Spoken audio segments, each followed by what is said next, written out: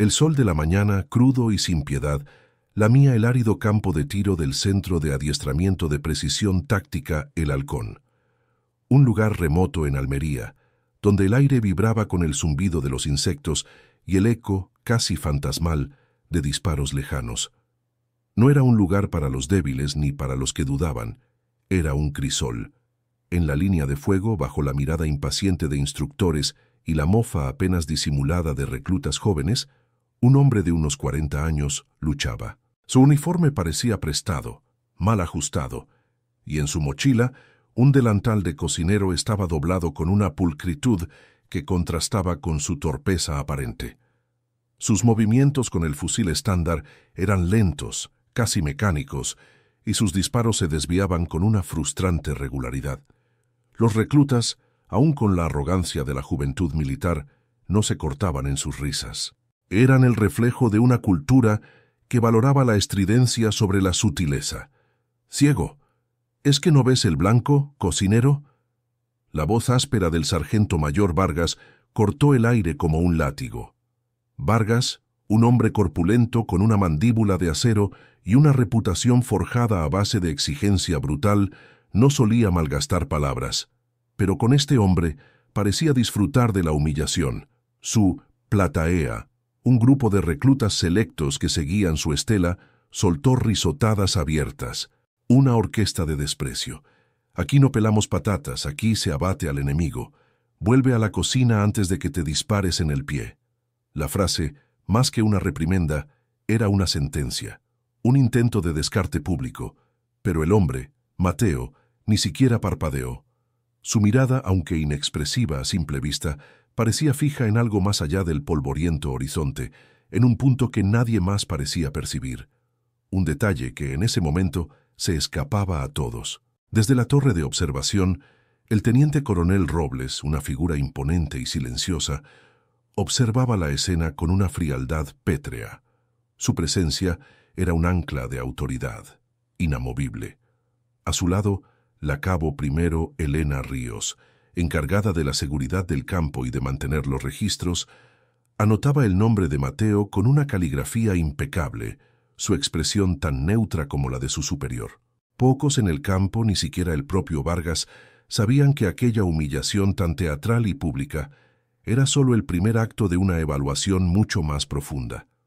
Un juego de espejos donde la verdadera visión se ocultaba, donde la precisión no era solo un impacto, sino un propósito. Si te atraen las historias donde la precisión se esconde a plena vista, quédate. Este relato es una lección sobre cómo mirar más allá. El Centro de Adiestramiento El Halcón no era un mero campo de tiro. Era un ecosistema de exigencia. Bajo el sol abrasador de Almería, cada grano de arena, cada ráfaga de viento, cada eco de disparo, era parte de un sistema diseñado para separar a los excepcionales de los simplemente buenos. La regla no escrita era simple, la debilidad no tenía lugar, la disciplina era la moneda y la precisión el único idioma aceptable. Vargas era el custodio de esa norma, un hombre que creía firmemente en la presión como catalizador o como destructor. Su método era el escarnio público, la humillación como herramienta para forjar carácter o exponer la falta del mismo. Y Mateo, el cocinero, era el blanco perfecto. Su aparente ineptitud contrastaba brutalmente con la agilidad y la agresividad de los jóvenes reclutas, alimentando el prejuicio. Vargas, disfrutando de su poder, decidió aumentar la presión, convencido de que Mateo se rompería. A ver si con un poco de suerte el destino te guía la bala, cocinero. Vargas le ordenó intentar un blanco de silueta a 300 metros, una distancia considerable, pero lo realmente desafiante era el viento cruzado, un elemento caprichoso que hacía bailar las banderas del polígono, convirtiendo cada disparo en un ejercicio de cálculo. Para un tirador inexperto era una trampa segura. Para Mateo fue una invitación. Sin decir palabra, con una calma que parecía ajena a la tensión del momento, Mateo ajustó imperceptiblemente su postura. No fue un movimiento brusco, sino un reajuste minúsculo, casi ritualístico, un pequeño compás de latón pulido, que guardaba en un bolsillo interior de su uniforme, brilló un instante al sol, un destello fugaz que solo unos pocos, quizá nadie, llegaron a percibir. Luego lo guardó con la misma discreción. Cerró los ojos por un instante, un parpadeo prolongado como si estuviera recalibrando algo interno, y entonces disparó. El estampido del fusil resonó en el valle, un sonido seco y contundente que por un momento ahogó el zumbido de los insectos. La silueta a 300 metros se tambaleó. Un impacto, no en el centro exacto, no el punto que se esperaría de un tirador de élite, pero un impacto innegable. La sonrisa de Vargas se torció, su expresión se endureció. Aquello no era lo que esperaba, no era la humillación completa que había diseñado. «Pura casualidad», bramó Vargas, su voz intentando sofocar el murmullo de sorpresa entre los reclutas. «Un golpe de suerte. Mañana, a primera hora, ejercicio de tiro de reacción. Para los que de verdad ven». La frase, lanzada como un desafío, buscaba recuperar el control. Reafirman la narrativa de la torpeza de Mateo. Pero el silencio que siguió, el ligero matiz de duda en los rostros de los reclutas, ya era diferente. La semilla de la incertidumbre había sido plantada. Vargas, con la mandíbula apretada, no podía ignorar la pequeña grieta en su autoridad. La precisión inesperada de Mateo, aunque mínima, había roto el guión. El ejercicio de reacción no solo exigiría rapidez, sino una precisión instintiva bajo presión, sin tiempo para cálculos. Era la prueba definitiva para discernir entre la intuición y la mera suerte. Una prueba que en la mente de Vargas el cocinero estaba destinado a fallar estrepitosamente. Pero en aquel campo, bajo el sol de Almería, nadie salvo un par de observadores silenciosos comprendía la verdadera naturaleza de la visión de Mateo, ni el alcance de su control. Si esto te hace cuestionar lo que crees ver, escribe visión en los comentarios. Ayuda a entender el patrón. La noche cayó sobre el halcón, pero la sombra de lo que acababa de ocurrir ya se extendía, proyectando una nueva realidad sobre los ejercicios del día siguiente. La mañana siguiente, el aire del centro de adiestramiento El Halcón no vibraba con la misma ligereza. Una tensión distinta, casi eléctrica, flotaba sobre el polígono de tiro. El sol ya no era solo crudo, era un ojo que observaba cada movimiento, cada titubeo. El sargento mayor Vargas había prometido un ejercicio de reacción, y cumplió. Las siluetas aparecían y desaparecían a velocidades irregulares, exigiendo reflejos felinos y una precisión instintiva. No había tiempo para la deliberación, solo para la acción. Los reclutas, que esperaban otra comedia, se lanzaron al ejercicio con la ferocidad de jóvenes depredadores. Sus movimientos eran rápidos, sus disparos, un torbellino de plomo y sonido. Algunos acertaban, muchos fallaban por la prisa. La escena era un caos controlado, una danza frenética entre el instinto y la técnica. Y luego estaba Mateo. Con su calma metódica, que a primera vista podía confundirse con lentitud, se posicionó en la línea. Sus transiciones entre blancos no eran las más rápidas, pero cada movimiento, cada ajuste de su cuerpo parecía deliberado, pesado de intención. Cuando el fusil se alzaba, era una extensión de su voluntad, no una herramienta ajena. Sus disparos eran limpios, quirúrgicos, impactando en los puntos críticos de los blancos con una regularidad inquietantemente alta. No disparaba más balas que los demás, simplemente desperdiciaba menos. El murmullo de mofa se apagó.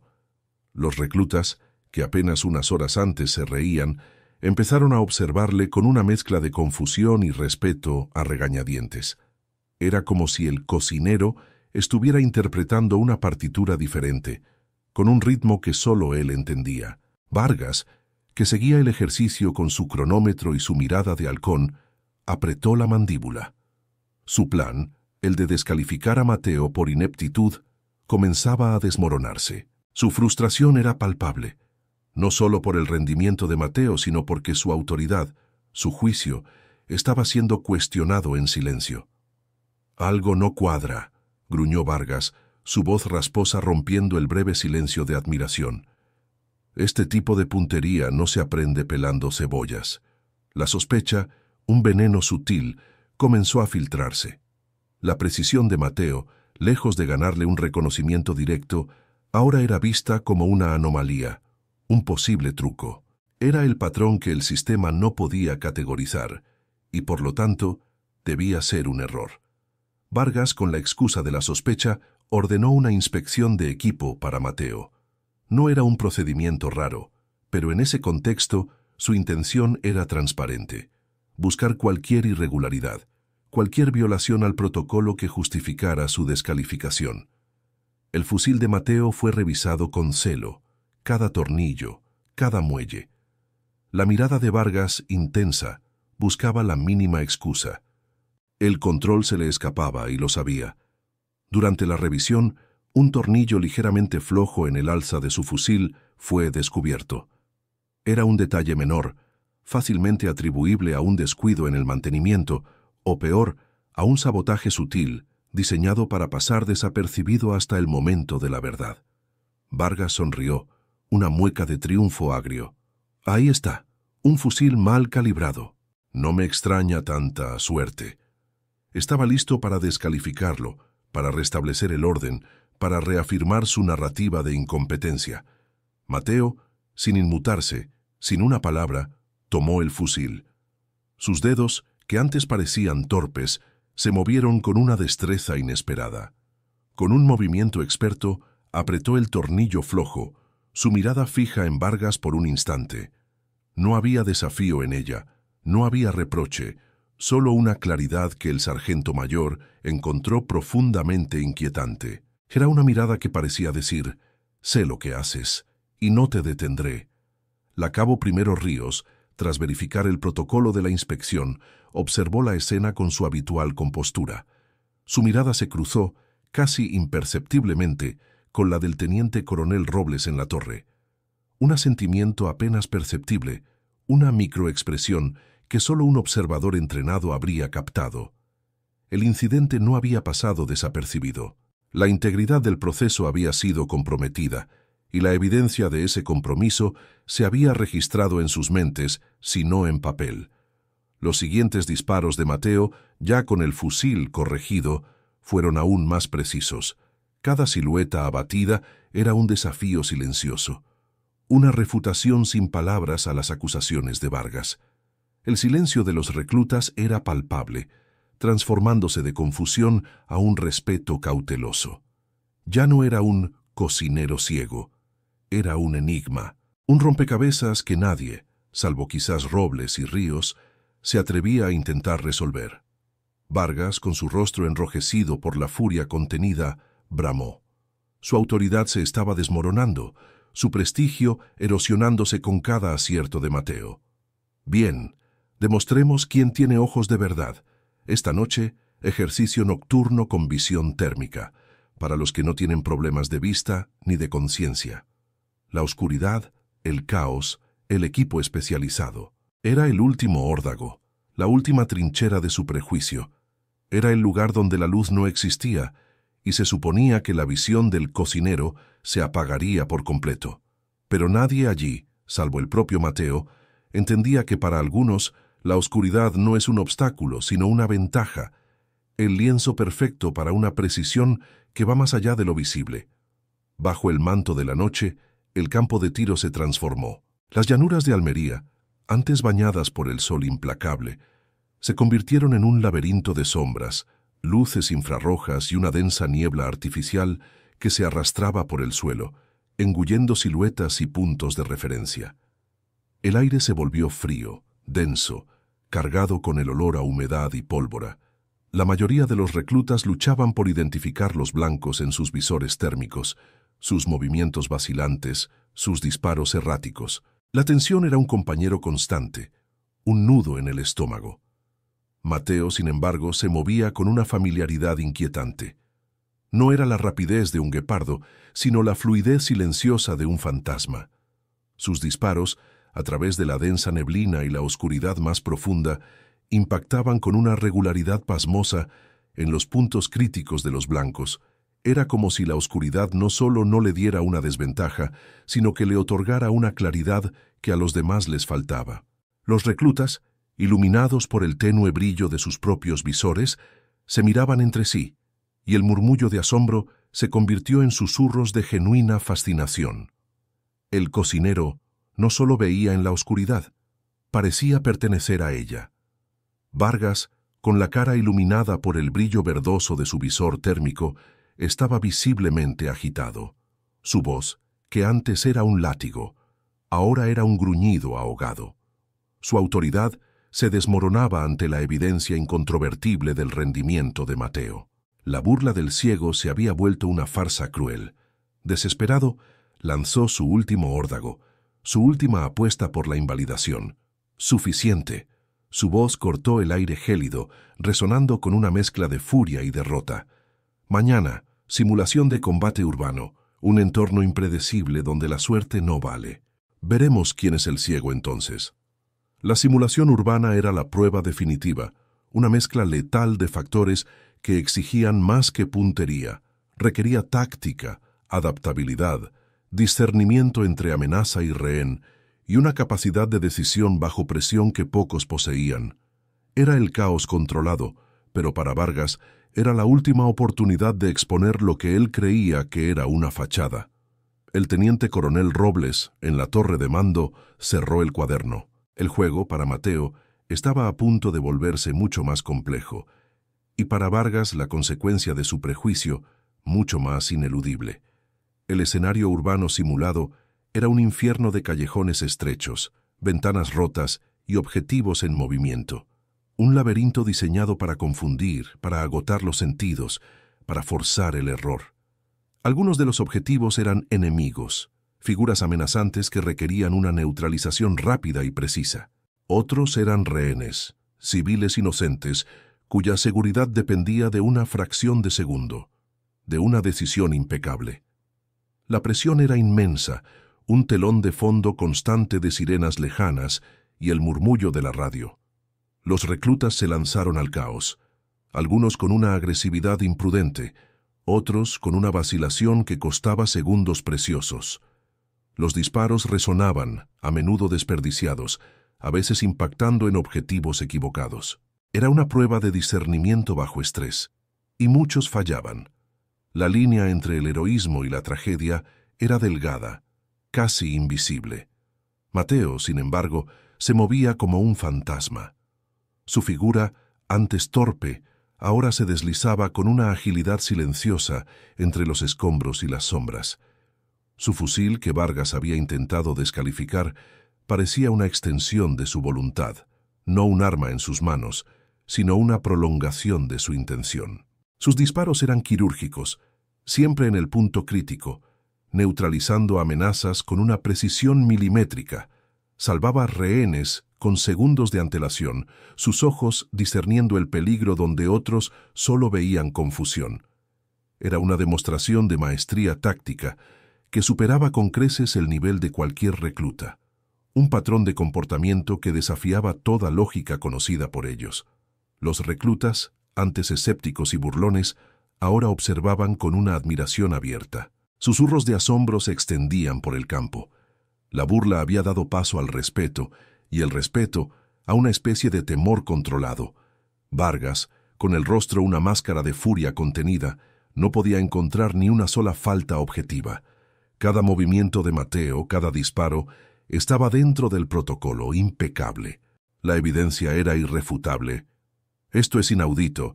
Exijo una revisión médica completa. Problemas de visión, problemas mentales, lo que sea. La voz de Vargas, ahora teñida de desesperación, resonó por el campo. Su último recurso era la invalidación personal, la insinuación de que algo raro o anormal debía estar sucediendo. Hay algo raro aquí, teniente coronel. La acusación no era solo contra Mateo, sino contra el sistema que no le permitía entender lo que estaba viendo. La revisión médica fue exhaustiva. Cada sentido, cada reflejo, cada parámetro psicológico de Mateo fue analizado con la minuciosidad de un laboratorio forense. El informe, entregado directamente al teniente coronel Robles, no dejaba lugar a dudas. Era una evidencia fría, objetiva, irrefutable, agudeza visual superior a la media, reflejos excepcionales, aptitud mental impecable. Vargas, con el rostro pálido, no tenía argumentos. La burla del ciego se había desvanecido en el aire como una mentira, una falacia expuesta por la más cruda de las realidades. Los reclutas, que habían sido su público, ahora lo miraban con una mezcla de incomodidad y un desprecio apenas disimulado. La autoridad de Vargas estaba rota. Robles, con el dossier de Mateo en la mano, un documento clasificado con el sello del Mando de Operaciones Especiales, miró a Vargas con una expresión indescifrable. Luego su voz, que antes era silenciosa, se alzó con una solemnidad que helaba la sangre. Anunció la prueba final, la definitiva, la que nadie esperaba.